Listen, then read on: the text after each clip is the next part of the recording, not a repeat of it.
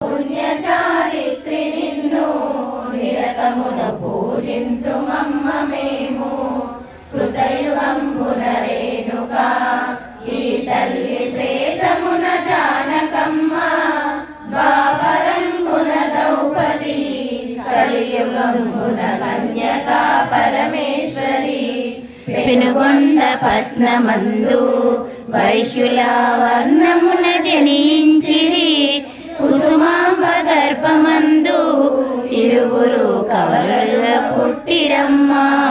గాలియని పాడరమ్మ వీరలు దైవపర శిశువులమ్మ. అపరంజికారులమ్మ ఈ బాల కుసుమ శెట్టికి బిడ్డలు. శశికాంతి మించెనమ్మ వీరిపుడు శంకరుని పోలియుండే. పార్వతీ అంశంబుతో వైశ్యులకు ఉదయించే వీరులు. కరముల కంకణములు ఈ బాల శిరముల చింతామణి. యములన శ్రీవత్సము ఈ బిడ్డ దేవులకి దర్శనమ్మ. పాదముల పద్మమమ్మ హస్తముల చిలక పుష్పంబులమ్మ. భుజమంది భుజకీర్తులు గాంచెను కుసుమ దంపతులిరువురు. తెలియపరిచెను ప్రేమతో సంగమున ప్రజలకు వెనువెంటనే. పుష్పములు జల్లిరమ్మ హృదయమున కానందమాయనమ్మ. బాల బాలికలకప్పుడు వాసవి విరూపాక్షరు పేర్లతో నామకరణము చేసిరి. బిడ్డలు పెరుగుచుండిరి చల్లగా. ఆటపాటలు సాగెను బిడ్డలకు 5 ఏళ్ళ వయసు నిండే. అక్షరాభ్యాసంబున గురువైన భాస్కరుని రప్పించెను. విజ్ఞాన ప్రజ్ఞంబుతో ఇరువురికి సంగీత సాహిత్యము పలు విద్య గొప్పగా నేర్పిరమ్మ. శాస్త్రములు 4 వేదములు నేర్పిరమ్మ.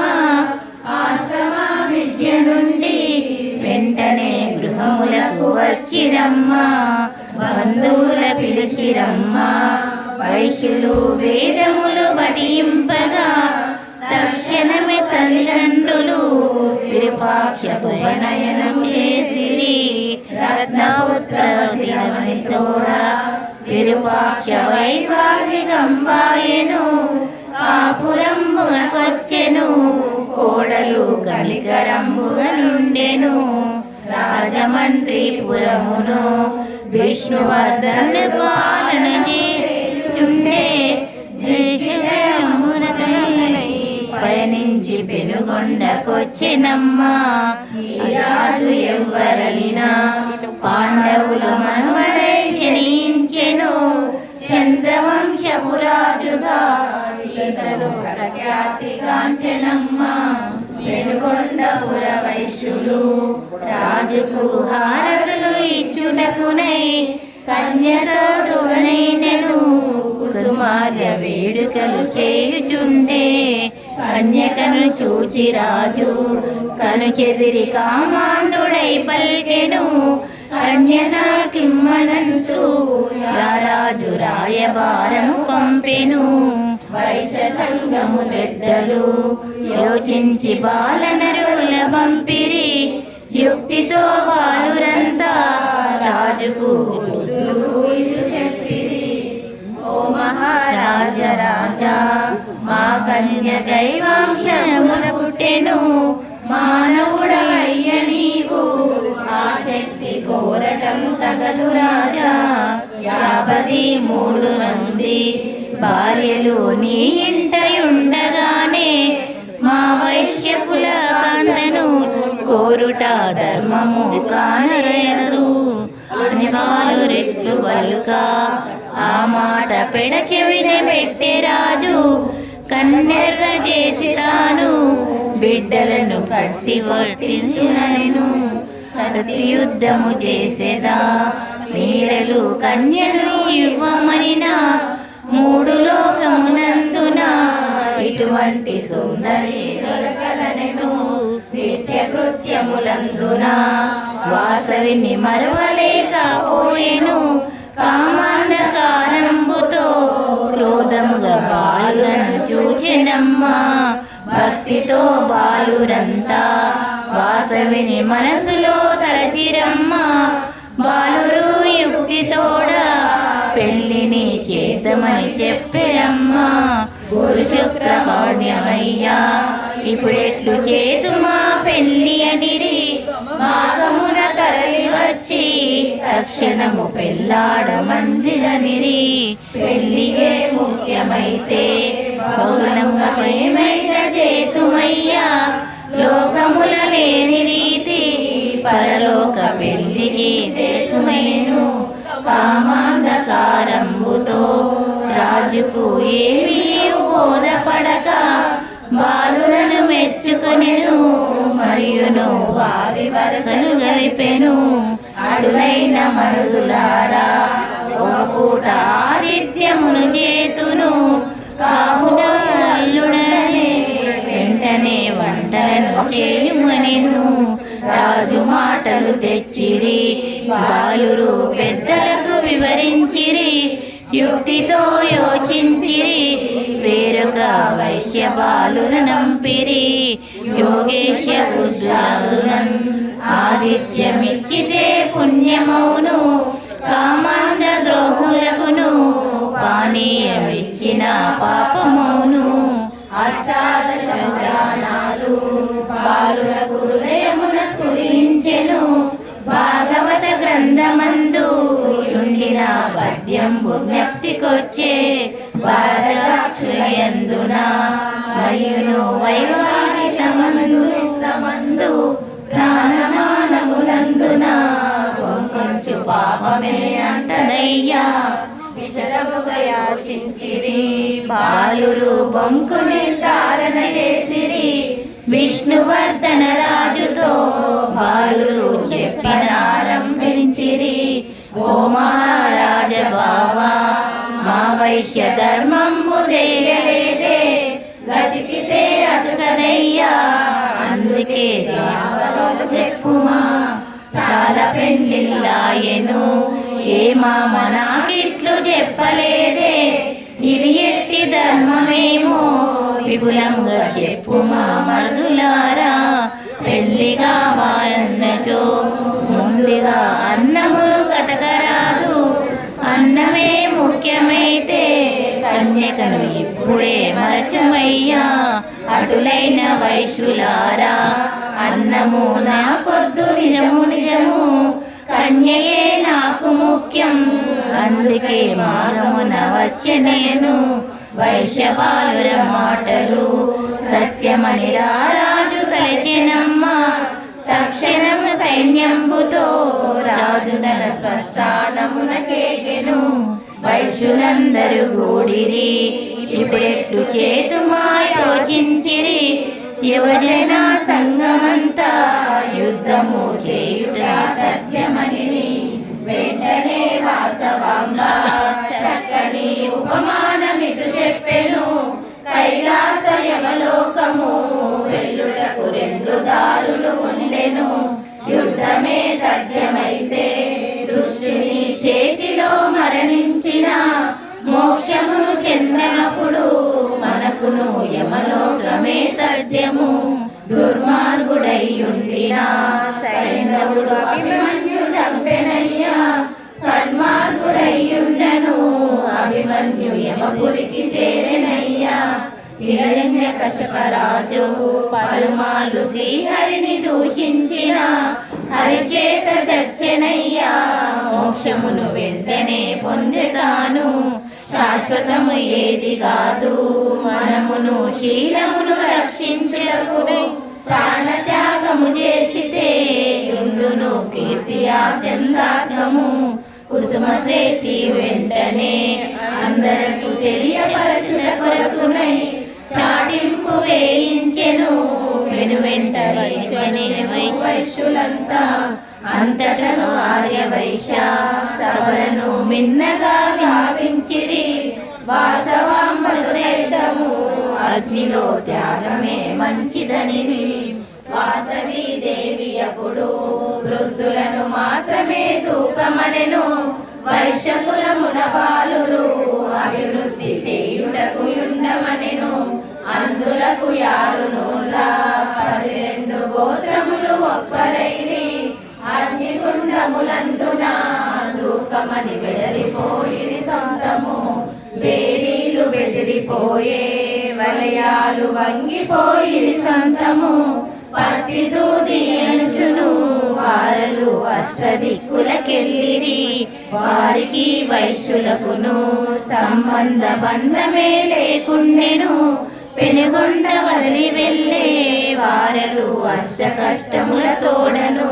దుఃఖపూరితము తోడ యుండిన జనని జనకులగాంచెను. తిరుమందహాసంబుతో వాసవి వేదాంతమిట్లు చెప్పెను. గత జన్మ ఎవరు మనము మరు జన్మ ఏమిటో చెప్పగలమా? విధివ్రాత దాటతరమా మనకేమి వ్రాసెనో ఆ బ్రహ్మము. శతత్రయ గుండంబులు శూద్రులతో నేర్పగా తరలించెను. కృషియును గోరక్షము వారలకు ఇచ్చెను కుసుమ శక్తి. సన్నాయి మేళంబుతో వైశ్యులు పురవీధులన్నీ తిరిగి ఋగ్వేద పఠనంబుతో చేరిరి నగరేశు నిలయమునకు. బాలురను పిలిచెనమ్మ వాసవి వారితో ఇటు చెప్పెను. గండమున దూకగానే వెలసెదను పూజలు చేయుడనెను. ఓ తల్లిదండ్రులారా నాకిప్పుడు పరిపక్వ దశ కలిగెను. సర్వరూపము చూపెదా నన్నిప్పుడు కనులారగాంచరయ్యా. వెంటనే వాసవాంబ భక్తులను ప్రేమతో తిలకించెను. 1000 సూర్యుల కాంతితో వెలిగెను ఆ దివ్య దేవతకుడు. భూమి ఆకాశంబుల వాసవి దిక్కులతో నిండెనమ్మ. దిశలు తప్పెను వెంటనే గ్రహములు దేశములు చూడలేక. ప్రకృతి యావత్తును వాసవి నామముతో నిండెనమ్మ. సర్వజగములుగాంచెను వైశ్యులు దంపతియుతముగాను. దశ దిశలు నిండినట్టి ఆ దివ్య దర్శనము కనిపించెను. జగము వణుకుచున్నది జగజ్జనని కావవే భక్త కోటి. పాటలు పద్యంబులు దండకము భక్తితో జరివిరయ్యా. వాసవిని స్తుతించుచు భక్తులు వందనము చేసిరమ్మ. ధూపదీపము తోడను వైశ్యులు పూజించి పొగడిరమ్మ. శాంతించి వాసవాంబ కన్యగా అందరికి కనిపించెను. నవకన్యకల తోడను వాసవికి అభిషేకములు చేసిరి. పట్టు పుట్టము కట్టిరి భక్తితో పూలహారములేసిరి. భాస్కరుని రప్పించిరి గుండములో అగ్నిని రాసించిరి. భగవద్గుణ జ్వాలలు గొప్పగా మిన్నంటే మిన్నగాను. అంతటా భాస్కరుండు వాసవితో ఇట్లని పలికెనమ్మ. శుభగడియ తెంచెను ముందుగా అగ్నిలో దూకమనెను. వెంటనే వాసవాంబ గురువుతో ఈ విధముగా బోధించెను. గురువర్య ఆగుమయ్యా భూమిలోన ధర్మంబు తెలిపెదనుగా. హిందూ మతాచారము కన్యగా మరణించిన స్థాపన. అగ్ని సంస్కారార్హత పెళ్ళైన స్త్రీలకే గొప్పనను. వందనము చేసి తాను భక్తితో నగరేషు పిలవగానే దందనలు మ్రోగినమ్మ. కాంతులతో దిక్కులనే పిక్కటిల్లే లింగమును ఛేదించుచు నందిపై నగరేషు వచ్చెనమ్మ. వాసవి గలమందు మాంగళ్య ధారణ చేసెనమ్మ. ఆ శుభ సమయములలో భాస్కరుడు మంత్రమును పఠించెను. దేవతలు దీవించిరి వెంటనే పుష్పవర్షము కురిసెను. గంధంబు చల్లిరమ్మ దంపతులు గాయత్రి గాంచిరమ్మ. బ్రాహ్మణులు దీవించిరి పుర సురజనులు పుష్పములు చల్లిరమ్మ నగరేషు ప్రేమతోడా వాసవిని హస్తమును పట్టుకొనెను కైలాస వెళ్ళుదామా నందిపై వాసవిని ఎక్కుమనెను భక్తితో వాసవంబ ప్రేమతో ఇట్లని పలికెనమ్మ 3 రాత్రుల పిమ్మట ఆత్మగా నీదరికి చేరదముగా నా వైశ్యులందరూ మోక్షమును ఇవ్వమని కోరగానే నగరేశుడొప్పుకొనెను వెంటనే నందిపై వెడతాను బాలనగరుల పిలిచియు వాసవి చూడు ధర్మములు చెప్పెను దుఃఖమును బాపెనమ్మ బాలులను ఓదార్చి ప్రేమతోడా 3 రాత్రులు గడిచెను త్వరితముగా శుభగడియనే తెంచెను రాజునకు శాపమొసగి వాసవి అగ్నిలో దూకెనమ్మ వెంటనే వాసవాంబ జ్యోతిగా కైలాసపురి చేరెను శంకరుడు చూచెనమ్మ అర్ధాంగి హస్తమును పట్టుకొనెను రామాపందున వాసవికి కూర్చుండబెట్టుకొనెను అర్ధ శరీరమందున చేర్చుకొని దర్శనము ఇచ్చెతాను మాతయ్య దంపతులు అగ్నిలో భస్మమైరి గురువైన భాస్కరుండు బాలులను దగ్గరను చేర్చుకొనెను శివ విమానములొచ్చెను శైవులకు స్వాగతము చెప్పెనయ్యా శంకరుని కడలేను వైశ్యులు శూలపాణిని గాంచిరి విష్ణుదూతలు వచ్చెను వైష్ణవులు విష్ణునే గాంచిరమ్మ ఈ చరితమిట్లుండగా రాజుకు ఇక్కట్లు మెండాయను పెళ్లి అనుచును రాజు పెనుగొండ పురి చేరెను వెంటనే శాశ్వంబుతో ఇక్కడే తలపగిలి చచ్చెనమ్మ విష్ణువర్ధన ప్రాణమా గంధర్వలోకమును చేరమ్మ విష్ణువర్ధన పుత్రుడు మంచిగా మైత్రి భావము చూపెను అతి వైభవంబులిండే విరూపాక్ష పట్టాభిషేకంబుతో మంగళములు పాడిరి అందరూ సంతసము వెదజల్లుచు పార్వతీ అంశంబుతో వెలసిదివి కన్యగా పరమేశ్వరి ఆర్యవైశ్యులకెల్లను నిలవేత్తు వైతివని పొగడినారు వైశాఖ శుద్ధ దశమి వాసవికి మాఘ శుద్ధ విజయకు పూజలను చేయవలెను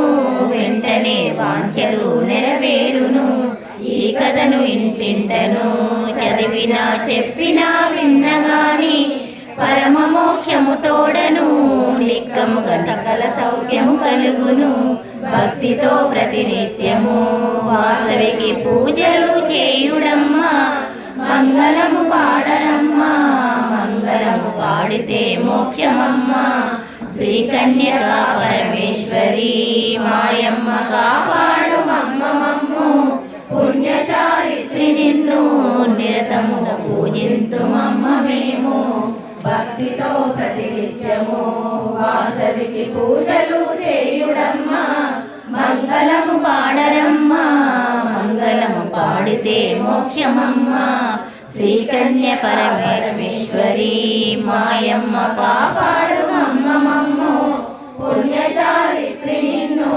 నిరతము పూజింతుమమ్మ మేము वासई माता की जय वासई माता की जय वासई माता की जय वासवी